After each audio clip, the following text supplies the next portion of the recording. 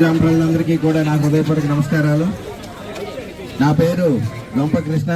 మీ అందరికీ చాలా మందికి తెలుసు. నేను ఇండిపెండెంట్ గా ఎమ్మెల్యే అభ్యర్థిగా పోటీ చేస్తున్నాను. కావున మీ అందరూ కూడా తప్పనిసరిగా సహకరించాలని కోరుకుంటున్నాం.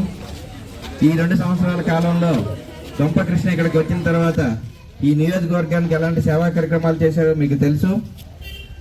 ఉదాహరణకి మీ ఊర్లో అర్థం కావడానికి గొంపకృష్ణ విద్యా సంకల్పం ద్వారా చాలా మంది నిరుద్యోగ యువకులకు పుస్తకాలు పంచాం.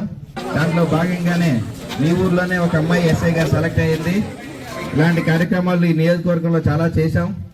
రేపు రానున్న రోజుల్లో కూడా ఖచ్చితంగా ప్రజల సేవ కోసమే నేను ఇక్కడికి మంచి ఉద్యోగం వదులుకొని మంచి భౌతికయాన్ని వదులుకొని ఇక్కడికి వచ్చాను.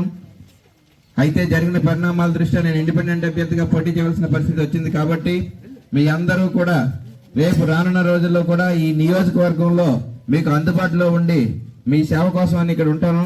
తప్పనిసరిగా మీ అందరూ కూడా నాకు సహకరించి ఎమ్మెల్యే అభ్యర్థిగా నన్ను గెలిపిస్తారని మిమ్మల్ని అందరినీ కోరుకుంటూ సెలవు